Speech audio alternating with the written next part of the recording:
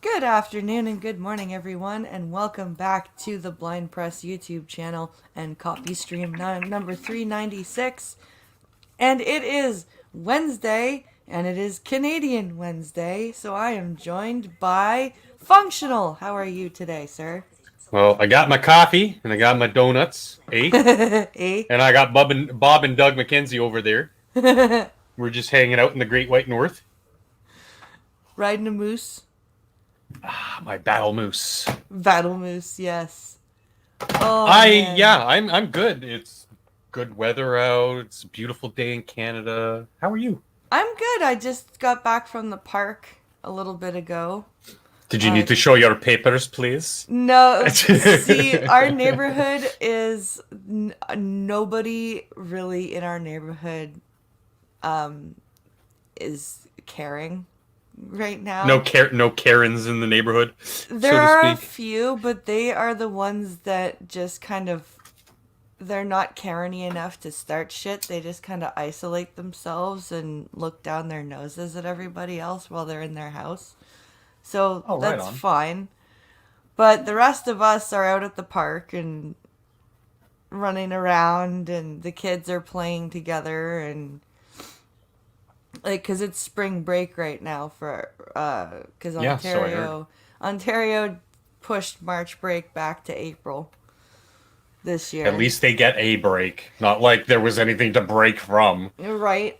And Hey, then instead of sitting in front of your computer, you can sit at home in front of the TV and the computer. yeah, Yeah, and then thanks, Ontario government. and then next week they're going to remote learning indefinitely, Wow, which schools still get full funding. yep, Funny how that works. yep. Schools still get full funding, teachers still get paid for the full school year. And I've already sent an email to my oldest teacher saying, like, listen, he's going to be doing the work and following the lesson plan, but he will not be sitting in front of that Chromebook for Hmm. 6 hours like last time. It's tragic how we all have to suffer so that Doug Ford's business's income can balloon. I think it went from a $3.5 million company at the beginning of the pandemic to a $50 million company at the end of Yeah, it something like now, that. and it's just like, I wonder how that's happening. Oh, maybe he's suppressing all the other competing businesses. No shit. Well, and it's ridiculous. Like, even in essential stores, they have what they consider non essential stuff blocked off, including kids' clothing. Right? And there are some But they have dumbasses. that. They're doing that in your neighborhood because all I've seen is that them doing that in the UK. No, no, they've been doing it here. I've seen videos of in Ontario, uh like from Ontario residents, where they've gone to Giant Tiger, for example, Right. and the clothing has been blocked off. So dumb. Pincalo saw, as I was telling you guys on the after show on Saturday, Pincalo saw a video from a Dollarama where a guy was trying to buy some cooking foil, like tin foil and a spatula, and they wouldn't. Like, what they've done is they've made it so that non-essential items just won't scan. Oh, at which point I'd be like, oh, okay, so it's free. I'm walk out the store. Well, that's what he did. He's like, this should be enough cash to cover it, and he just left it on the counter and took the foil and the spatula and went. Good man. He's like, and there, Pincalo also, I think he saw a video of somebody was trying to buy a car seat, Yeah, you were telling me. and it was apparently not essential. It's like, So what? the life of my child while in a motor vehicle is not essential. You can go fuck right off. Yep. Here's the $200 in cash. Walk Off out. I go with the box for my car seat in it. You Yeah. know, like, It's and what it can they do? They can't call the police because there's money right there. yeah. It's they could, but by the time you leave, it's just sort of like, well, what are they gonna do? Yeah. They really going to waste all those police resources to check the tapes and then go try to find you? And no, they're not going to do that. They have better things to do, like arrest grandmas hosting families for Passover or something. Well, like I'm lucky. We're lucky that we live in the neighborhood that we do, because Hmm. our youngest's birthday is in a couple weeks, and I'm hoping that my mom can stay for a little bit after she comes back from dropping or bringing the oldest back from Kung Fu. And there is that risk of like, oh, there's one extra person in the backyard. Ooh. Ooh. That's good though. It's also really good that we've been seeing a lot of pushback from all over Canada, from regular people saying enough is enough. Yeah. There are the big stories that everybody's talking about, the church, but some of the smaller stories, the more grassroots stories of people just not taking this shit, lying down and pushing back and going about their lives at the risk of being otherized and isolated on social media or the potential for persecution via the government, but they're still pushing back. They're still saying no. Yeah. Yeah, and Llewyn says, and Amazon has jacked up prices to meet like delivery times and stuff. They have. Oh yeah. Like Pinkalo saw like this new like imports and whatever deposit that wasn't there before. It was like, and Yeah, that's interesting. it's also, I mean, hopefully I'm still waiting for the Biden Justine moment where they meet and actually try to hammer out some kind of trade agreement, because as we've talked about before, Justine wouldn't even sit down with Trump. No. Wouldn't even hear out what he said, would not take a meeting with him to discuss trade, a modernized trade deal. So it left us with basically untenable shipping costs to go over the border. Yeah. Somebody in California can send something to somebody in New York and it'll cost them $10 American. But for something to go over the border, say New York, Buffalo, wherever, to our side of the world, literally just across the border, and it'll cost $50, $60 American. Oh, it's insane. Like, sometimes that's been one of the problems with ordering from some of the merch stores from some of the people that we want to support, is because they're in the States, right? And then there's the damn shipping. Yeah. I wanted to buy a bunch of Gulf City merch. Yes. And then I took a look at the shipping. I'm like, $60 shipping for 2 shirts and a mug? Yeah. You gotta be, fuck that. Yeah, that was the same problem that, like, because Pinkalo and I wanted some Gulf City stuff. And yeah, man. It was the shipping. It was like, fuck, man. Like, I just can't justify that. Yeah, because I mean, of a lot of the creators that I follow on various social media, on YouTube especially, he is one of the ones that I look at his product, his animations, and I'm just like, this guy deserves support. Yes. I don't have a lot. I can't be dropping buckets on him like on some people can on their live stream, which is fine. But if I could buy some merch, I would feel better that, hey, I'm supporting creators that I like. That is as pure of a free economy as you can get. Exactly. Somebody puts a product out there and you want it, you pay for it. But then there's, of course, all this red tape that's just, no, can't do that. And Yap and Kala, when you're dropping those massive buckets on those big orders, they're still charging you at the ass. It's no. I get goods cheaper from the UK. Yeah. Something that has to, or even from China. I order. I know I've banged the drum of, hey, I don't. When I go on Amazon, I will look. Is this coming from China? Sorry, I'm not buying that. I'll buy it from a Canadian or American or whatever for that $2 more. I don't care. There are certain things that I have to buy because they're only made in two places on Earth, China and Russia. Yeah. And China's cheaper. So I'm going to go with China. Okay, the 5% out of my spending that's fine. But if I'm buying and trading goods from the UK and the shipping that has to go across the ocean to get here is cheaper than something who's literally going across the border from Ithaca, New York or Buffalo, New York. That's insanity. That is crazy. That is absolute insanity. And it does nothing for American relations. No, Because it we're all doesn't. Americans. We're all North Americans. And there's a reason why, even with our sordid and bloodied history, we're the best of friends on the, or should be the best of friends, the best of allies on the international stage, is Yeah. because we realize the gift that we have in North America. And the partnership that we have can be the greatest partnership in all human history between two mega nations. Like, if you think about how resource rich North America is,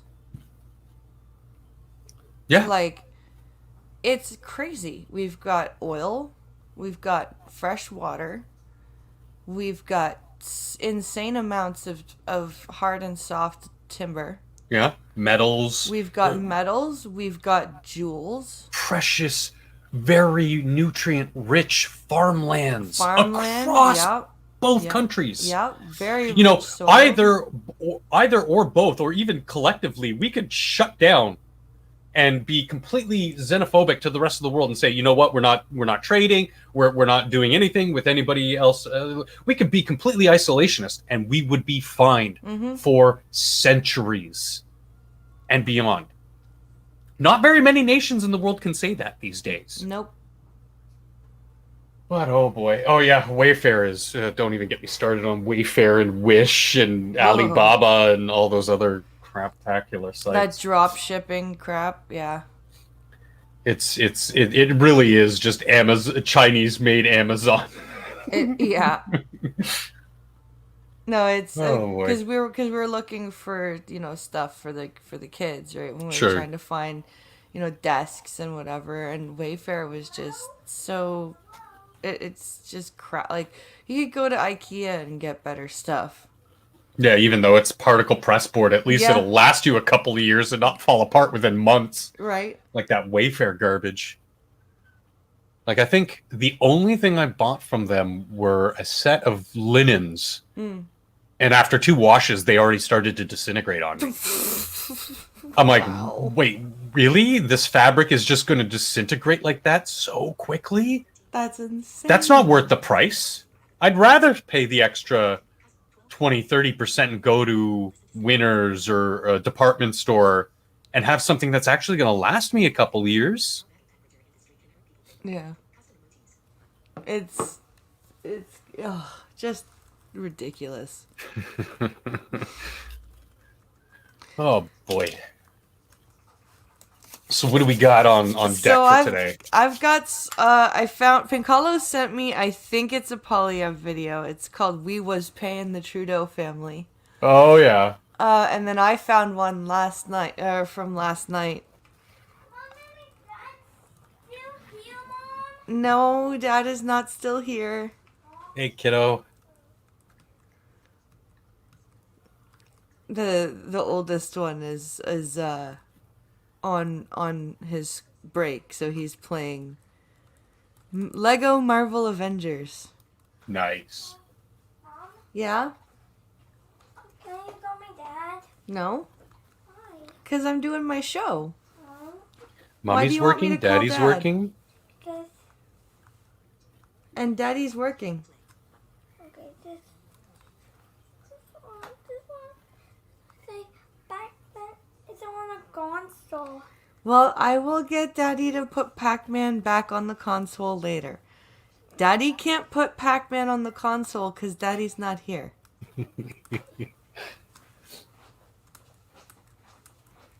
We had the like the retro series Yeah. games, and I think they had to be taken off the console because of space.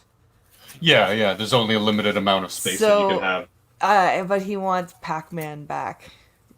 You know, that's incredible that someone of his generation still wants to go back and play Pac-Man.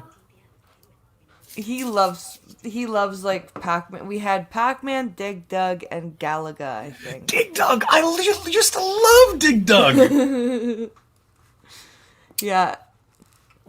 He loves gaming. He just both kids. They love playing video games. That's good. Yeah. I mean, like anything, as long as it's within reason, it's not a addiction level sort of obsession. That's fine, because video games have been proven to lower violent behavior. They've been proven to increase motor cortex function, reaction times, hand-eye coordination, higher reasoning skills, problem solving. And the list goes on and on. Oh, and yeah. if they can later on in life translate that into a career, like what if when he makes that decision of what he's going to do after high school, if he was really serious and he got really into computers and everything, he could be making a really good career programming or writing stories for these games or something, Yeah. Here we go. So yes. We should just rename this entire show the Wednesday show, the Canadian Wednesday show, to the Polyev Fanboy Hour. Oh, hold on a second. Sure. What's up? Phone call. Yeah, Minecraft too, Elwin. Minecraft has been one of those things where they teach a lot of people, from the young to the old. They've been using Minecraft therapeutically in, I want to say Alzheimer's, but I don't think it was Alzheimer's. I think it was a minor dementia type conditions where it showed a positive benefit to their communication skills and their hand-eye coordination. So it was interesting. It was very cool. Yeah, Pincala was just trying to tell me how to get Pac-Man back. Uh-oh, that means now you're going to have to be culpable after the show. All right, what do we got here? All right, we was paying the Trudeau family. Let's see. That Mr. Theiss did not know about the Prime Minister's family relationship with we. Did he get this document from the Kielburger brothers in May? Yes or no? I don't know. Well, you talked to him. You're here to testify on his behalf. So yes or no, please. I'm saying I don't know, Mr. Poirier. Well, if you'd read even the publicly available correspondence, you would know that he did receive the package. And in that package, there is this promotional document, pictures of Sophie Gregoire and Margaret Trudeau. Those are the spouse and mother of Justin Trudeau. David Suzuki, Lily Singh. Did Mr. Theiss know that the Prime Minister's, his boss's wife and mother were in a working relationship with the We Charity? Yes or no? From what I understand, no. So he didn't read the package they sent them? I didn't ask him if he read the package, Mr. Poirier. So if I didn't know he had the package, I didn't know if he'd read it or not. Well, you're here to answer on his behalf. So you're the person the government says has the answer. So answer. But I did ask if he had knowledge of we, had met with we. Right. That wasn't my question. So my next question, Mr. Chair, is... He didn't. My next question, Mr. Chair, is did he know that the Prime Minister's family had been paid by the We organization?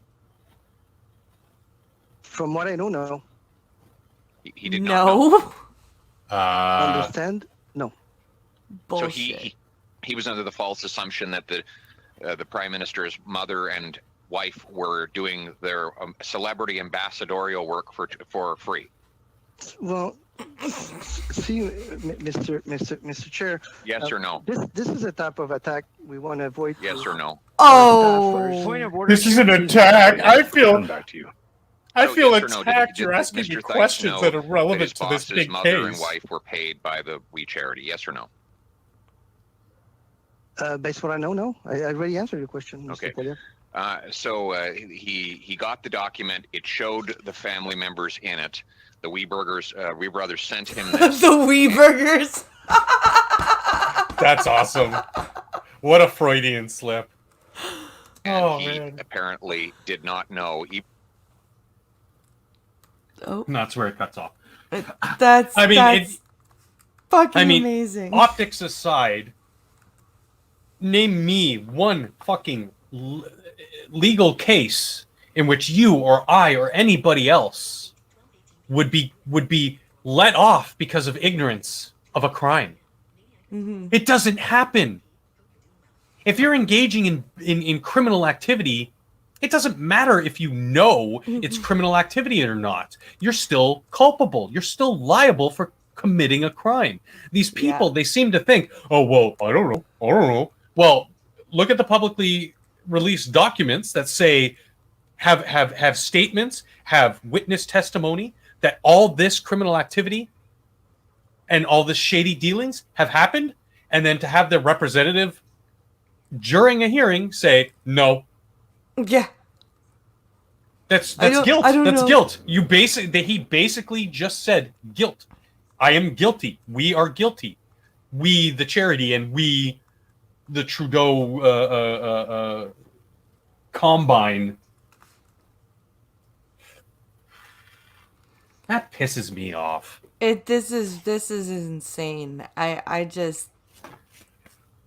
And this is why we say he needs to make a run for the leadership of the Conservative Party and turn the entire party around. It's not about what you want to do, Mr. Poilievre, and I implore you, it's what you have to do. You are the single sane voice at the parliamentary level right now. I hope he does what's right. He is the General Martok of the Conservative Party. Yeah. He needs to don the robes that formerly belonged to oh God, Gowron. Suck it up. You know, maybe swallow a little bit of his honor or what he wants to do, not his honor, and do the honorable thing. Yeah. And do what I truly believe he is in government because he truly wants to make government work and make it be representative of the people and not be what we see in governments all around the world in corrupt, self-serving interest. Yeah, I could be wrong. He could be, completely playing the card, but I don't think so.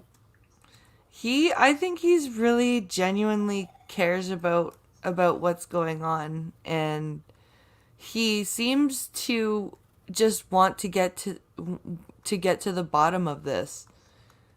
Yeah, it doesn't seem partisan at all because he's not making partisan attacks. He's maybe making flippant comments after the non-answers during hearings and during parliamentary sessions, but he doesn't make attacks.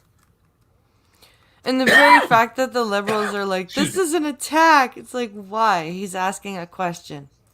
During a hearing. He's asking a question and expecting an answer, and you think you're being attacked? Yeah. I mean, if he were to turn around and say, you look like a sexual predator Santa Claus wannabe, that would be an attack. That would be ad hominem attack. But he's not. He's asking, do you know what the relevant information was at the time? And do you know what it is now? That's not an attack. You can fuck off with that. So this video is called Meet the Minister of I Don't Know. Which one? So here we go. Let's see. When ministers choose to appear before committees to account for their administration, they are the best source of accountability and they must be heard. Public servants and ministerial staff support the responsibility of the ministers. They do not supplant it. Honourable member for Carleton. Well, it's true the minister was there to answer questions. He got a big shit-eating grin on his face right now. For example, why the contract with we had been backdated more than 6 weeks. He didn't even know that was the case. We asked why it was that they went ahead with a grant after Treasury Board, found no evidence that we could even deliver the program. He didn't even know that. He didn't know that the Prime Minister's office had received promotional material from we with his mother and wife in it. Mr. Speaker, didn't they just send this minister over to the committee because he didn't know anything and therefore he couldn't accidentally tell the truth? Mr. Speaker, the fact is that I was at the committee for 3 hours and I answered many of the questions, and all of this was to talk about a staff member who barely was involved in the issue. There was one phone call, Mr. Speaker, and the opposition decided to have a 3-hour meeting about one phone call instead of concentrating on what's the priority today, Mr. Speaker. So our ministers appear as a committee. What the fuck are you saying, dude?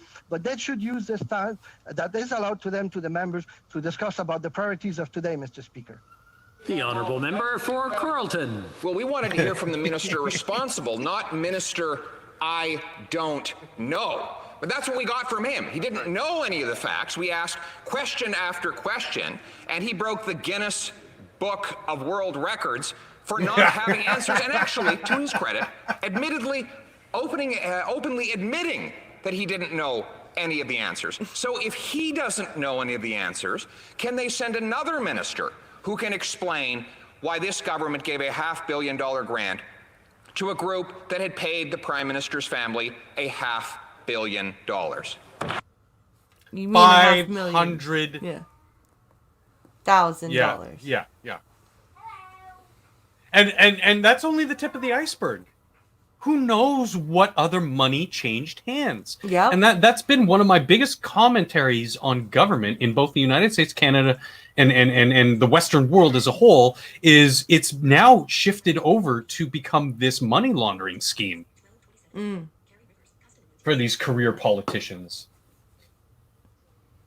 It's just insane. These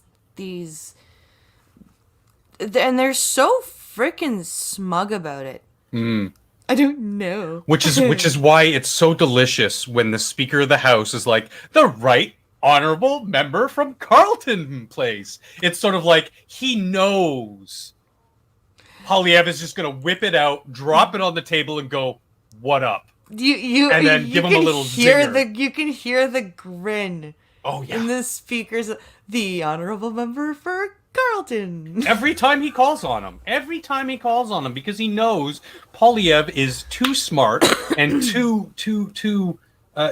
he's got too much conviction in his stances to let shit like this slide, like most of people in Parliament are. Yes, the backbenchers might be, oh yay, Polyev, he's sticking it to the libs, but they're not going to stand up and do anything about this. No. He's one of a handful of members of Parliament who are actually taking this seriously. Yeah, he is. A lot of the other conservatives are being very quiet. Oh yeah, because they don't want him to supplant someone like O'Toole in public favor, because then that means their meal tickets, their extraneous funding, this money that constantly changes hands, regardless of side of the aisle you're on. Yeah. It knows that it might end up biting them in the ass, and they'll be like, well, yeah, stick it to the libs, but you know what? Don't take away my meal tickets. Don't go after me. Yeah, exactly. Which, again, that's exactly what you want in a politician, and why we love Polyev so much, because if this was happening on his side, on the conservative side, if it was O'Toole up there with a charity that was paying off his family, and I guarantee you he'd be just as adamant about going after these people and exposing their bullshit. Yeah, he does seem to be that type of rare politician that would want transparency in his own party. I often compare him to some of our American friends, like who would I sort of hold him up against in their government and be like, yeah, he's kind of like him. I'd say DeSantis. DeSantis or Pincalo said he's our Trey Gowdy when he gets going. Yeah. I think Trey, he's a little younger and he's a little bit more willing to be in lockstep, but I can see that too. I think Ron DeSantis has a pretty good chance of running in 2024. You think they're going to go? It depends on what the internal politicking goes on, because I wouldn't count out Trump or Trump Jr. just yet. No. The populism is still strong, and the backlash from this. God, how long has it been? 4 months? It's only been 4 months of Biden, and look at the shitstorm already. Yeah. Like, I hate to be one of those people who's just on the other side of things and be like, oh, well, look at this and look at this and look at this. But when you dig into it, like them tearing apart the Georgia bill or similar things, and it's like, no, they're completely right. they're completely right about all of this, about the Arkansas anti-transgender bill for children under 18. Yeah. Where they basically said, no, you cannot lop off bits. No, you cannot put them on life-changing puberty blockers or hormones for the express purpose of gender reassignment. Now, after 18, sorry. Fine. Yeah. That's something we don't want to involve ourselves in. But to look at it, and actually, I sat down and I read the bill yesterday. I was like, this is disgusting. How could anybody prop this kind of a bill up? Yeah. That's child abuse on any way you look at it.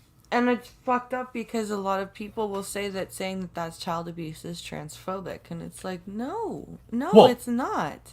Tucker had the governor who stood, a conservative governor who stood in opposition to that bill, and pressed him on the questions and said, well, what part of the bill do you feel is and he couldn't answer. It was like listening to this snow-haired mother whose name is like Polly something Rodriguez, Pablo Rodriguez, Yeah. who sounds like a Frenchman, and you're just like, what's going on here? This is weird. This is just weird. Anyway, So we got some COVID stuff. yeah, so this so this is apparently there were 3 people so it says these 3 people have been hospitalized. Hospitalization of 3 vaccinated COVID-19 patients a bit surprising, it says epidemiologist. Why? They are not FDA approved. They're experimental. Why are you surprised this is happening? Fuck, people are stupid. And then it says, but vaccines are not bulletproof vests. No shit. But still, they're supposed to be, like, approved. That's the thing about these, like, these none of these vaccines are either FDA or Health Canada approved. Yep. They've all been There's no rushed indemnity. through. Yeah, they've all been rushed through using emergency measures. Yeah, it's all one big experiment, and there's no indemnity. So even if, worst case scenario, one of these vaccines turns out to be destructive, kills thousands of people, none of those companies could be held liable. None of the government or healthcare outlets who allow and administer these experimental vaccines can be held accountable. I'm not saying that that's going to happen. I'm just saying it's not a proper way to do things. No. There has to be culpability at the end of the day for anything. For anything. If I go to the corner store and I lift the chocolate bar, I'm culpable. I'm responsible for my actions. If there is a government official, the leader of our government, fuck's sakes, is paying off $500,000 and God knows who, it doesn't matter. It's all the same thing. It's culpability, responsibility. And unfortunately, a lot of these people seem to think that they're above the law. Too big to fail. Yeah. Right? So this says, an epidemiologist says it's a bit surprising 3 people hospitalized in New Brunswick for COVID-19 have been vaccinated, including someone who had 2 doses before the onset of symptoms. Mm-hmm. Why are you surprised? It's not like they got the measles vaccine. This is a brand new, untested, rushed vaccine. Like, an epidemiologist should be the one person who goes, yeah, no, not surprised. This is a new rushed vaccine. Like, why? And if something like SARS was as voracious in its transmissibility, we would have had the same kind of numbers of deaths and stuff from the same groups. Like, it would be older, immunocompromised, etc., Exactly. who would be on death's door with these kinds of infections. But what we did instead back then? We had a giant fucking concert where half of Ontario gathered at Downsview Air Force Base. Oh yeah, the SARS concert. SARS stock, yeah. Where I showed up in Canadian with three things. Well, four things: my shoes, Canadian flag boxer shorts, a Canadian flag draped around my shoulders so I didn't get burned too bad because I'm basically translucent, and a 60-ounce bottle of tequila.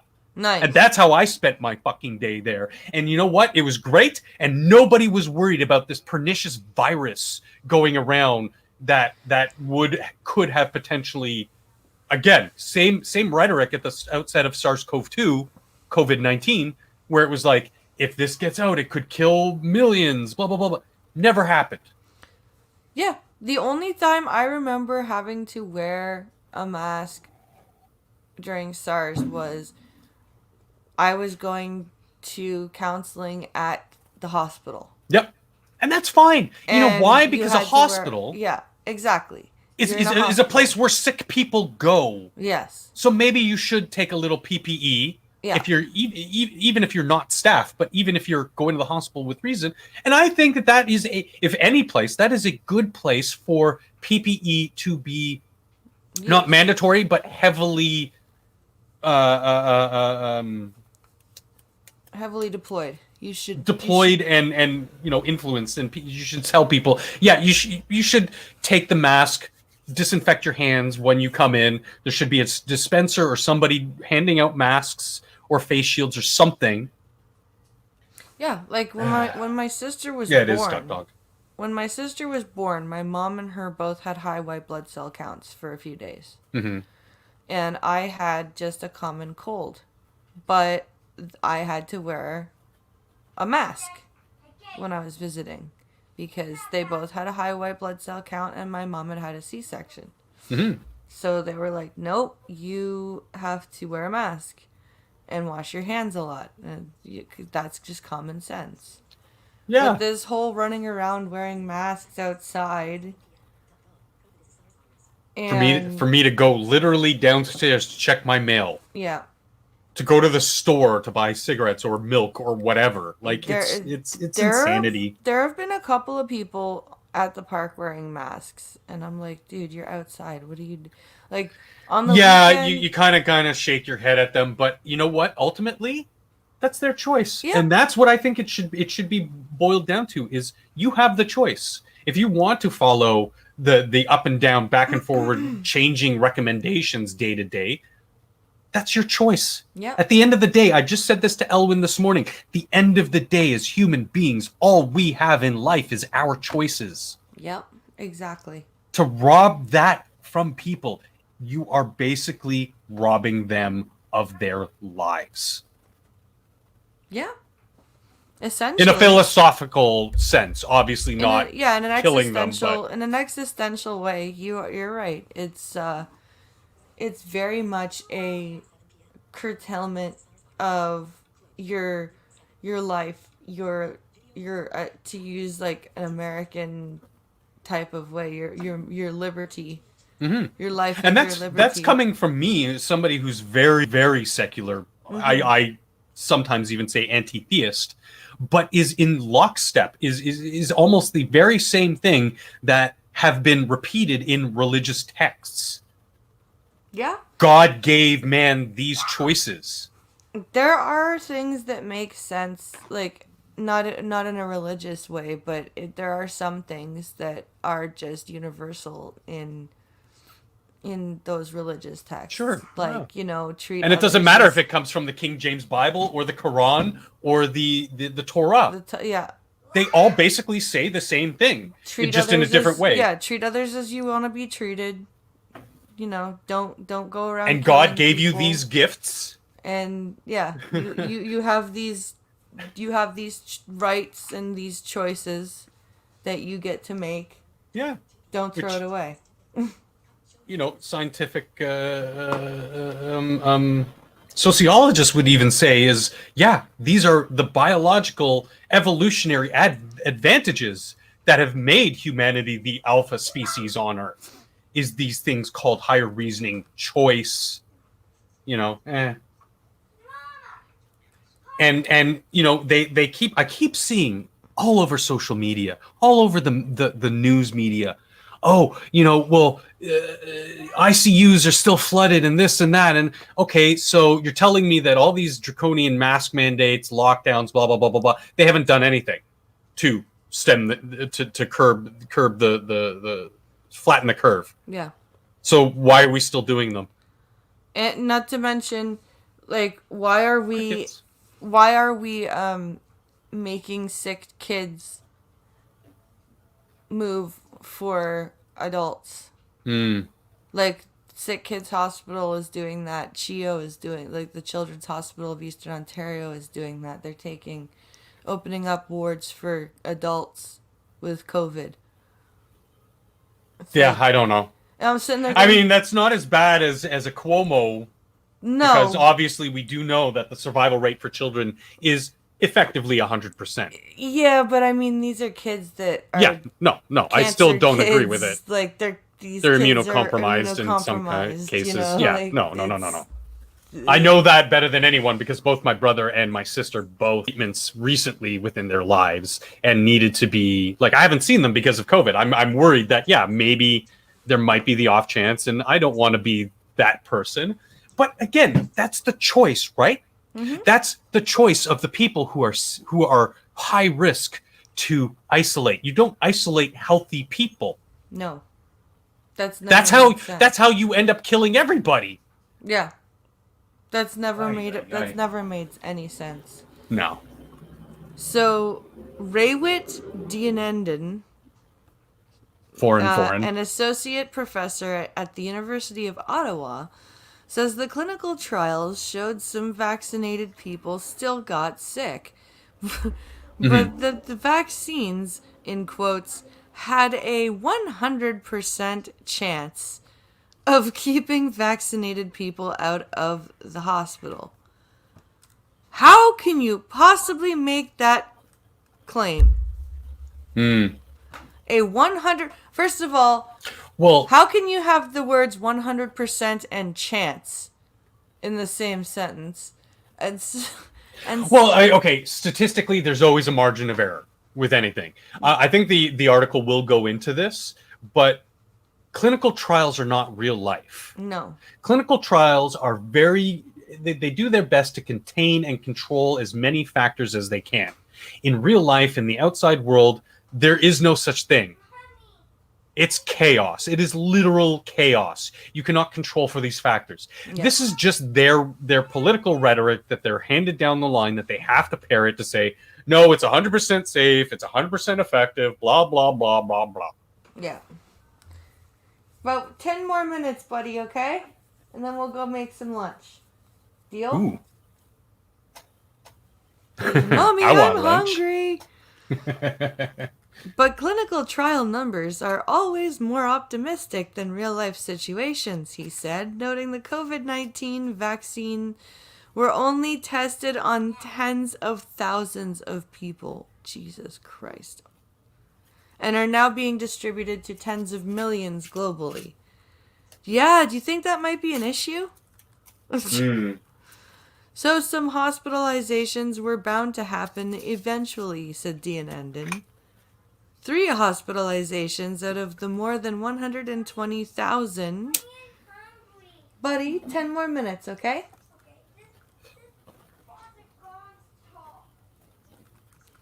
3 hospitalizations out of the more than 120,000 adults New Brunswickers who had received the dose over the last week.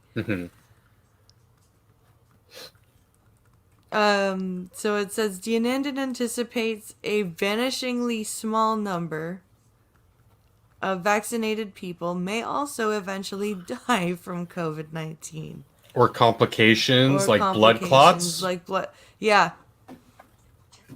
Who they still say pregnant women and people with clotting issues should not be taking this fucking miracle vaccine. Yeah.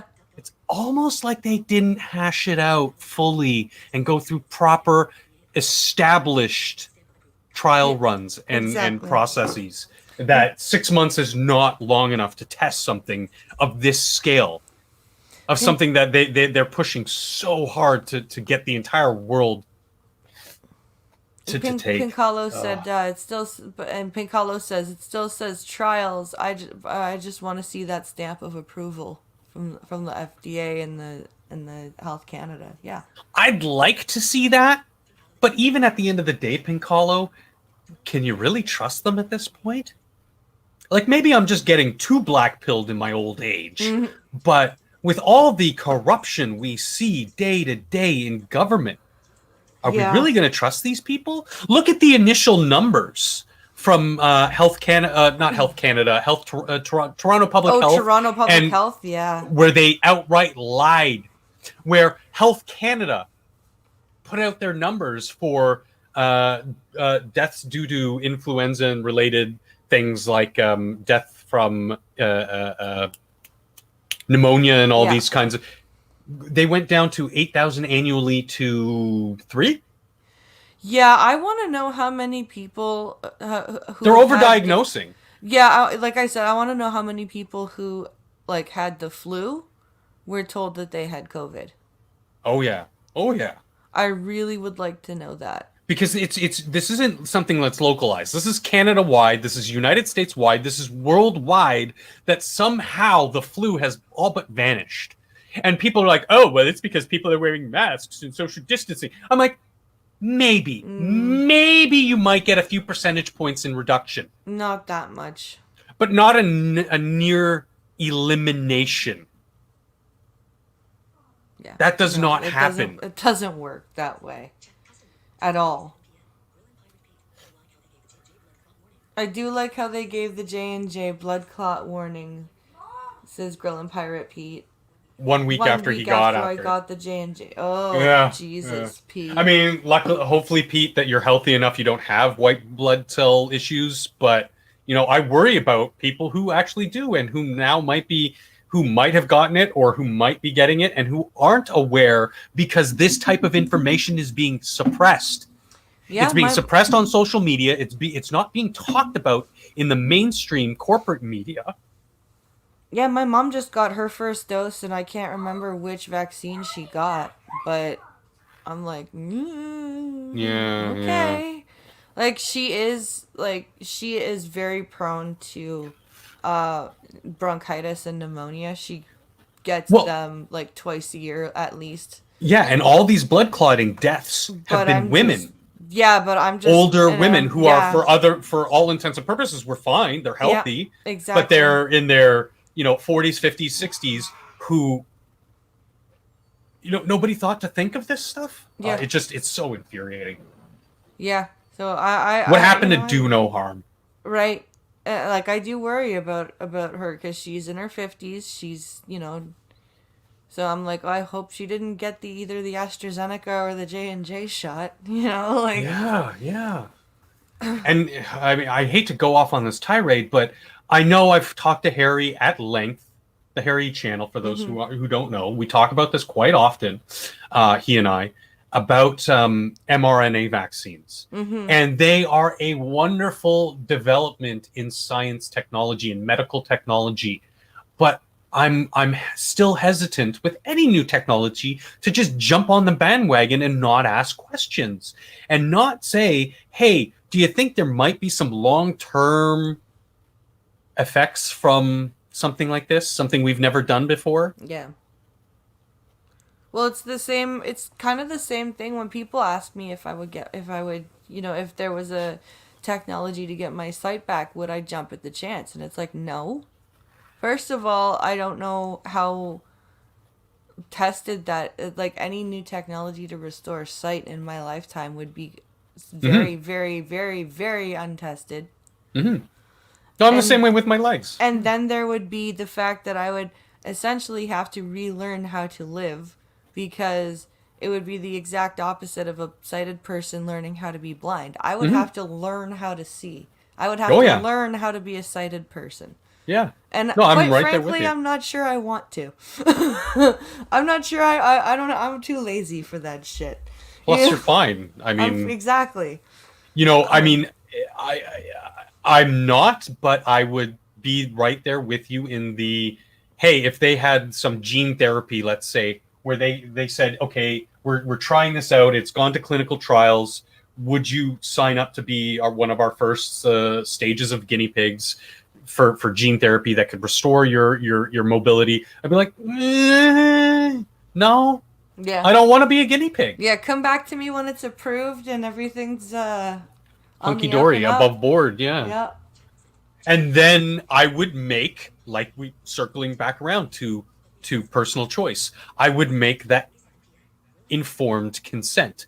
And ultimately, that's not something we have with these vaccines. We do not have informed consent with all the censorship going on. It might very well turn out that these vaccines are perfectly fine, perfectly safe, no long-lasting or generational effects, blah, blah, blah, blah, blah, blah, blah, blah. Best case scenario. Yeah. But I still want the guidelines that we've had in place to ensure that. Oh, for sure. Then there's Grill and Pirate Pete makes a very good point. He goes, we bitch about the bugs in video games, yet we're supposed to just accept the bugs in a rushed vaccine. Yeah, exactly. Fuck no. You kidding me? I know enough about video games to know never trust anybody with a lot of money. Nope. I've been spurned far too many times by games like from companies that I used to like CD Projekt Red or Bethesda, and it's like, you know, they're announcing new big games like the new Fallout and the new Witcher game, etc. And I'm just like, meh, whatever, I'll wait.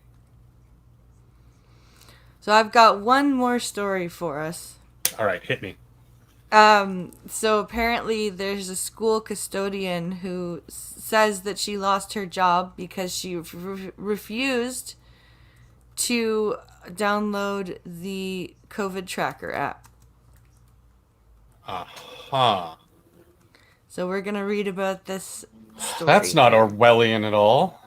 Oh, no. There have been, I think Pincalo, somebody tried to get him to put that on his phone when he was making a delivery. They're like, do you help? Well,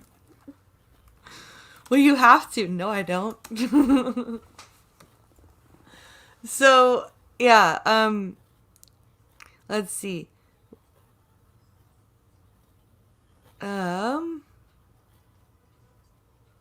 Where's that? Whatever happened to privacy laws? I don't know. So, school custodian refuses to download phone app that monitors location. Says it got her fired. This is insane. Let's take a look at this. So this is from CBC. Which is showing us home links for some reason on screen. Of course it is. But whatever, as long as you can read it to us, we should be fine. Not too much of a... So this, it says, Michelle Dion was excited about her new job, helping to prevent the spread of COVID-19 by doing extra cleaning in an elementary school in Derwell, I think, Alberta, a few kilometers west of Edmonton. But last October, after being on the job for about 6 weeks, her boss at the cleaning company sent out a company-wide message telling the employees to download an app on their personal phones that would check their location and ensure they were working their scheduled hours. No. No. Dion found the request offensive, as I would too, and refused. I was at the school working, so that I could provide for my son, she told Go Public. We're not thieves. We don't need an ankle monitor. Exactly. Mm-hmm. See, I thought this was a COVID tracking app. This is just a literal tracking app. Yeah. That this boss wants her employees to have. Yeah, no. Lady. I'd be like, sorry, I don't have a smartphone. I lost it in the lake. Less my than guns. 2 months later, the single mom was fired. Her refusal to download the app was mentioned in her letter of termination. Wow. That might be a case for the Human Rights Tribunal. Hopefully, she can take their ass to task. So this goes on to say other Canadians have been asked to download software that helps employers remotely monitor their productivity, such as phone apps that register their or that register an employee's location via GPS, and software that monitors the activity of their computer mouse. Wow. What? Others have tracking devices in their vehicles. Holy shit. See, Like company vehicles, I can understand having tracking yes, devices. yes. Like you're an Amazon delivery driver, you have a company registered vehicle. What if while you're delivering packages, somebody drives off with your truck? Yeah, Yeah. I'd want that shit low jacked. But your personal vehicle, your personal property, your phone, your home computer, no, fuck that. Yeah, that's insane. It's prompting some employment lawyers go public consulted to sound the alarm. I should hope so. Yeah. Tracking of employees is the beginning of a cautionary tale that might take us to a place we don't really want to go, said Toronto employment lawyer Soma Ray Ellis.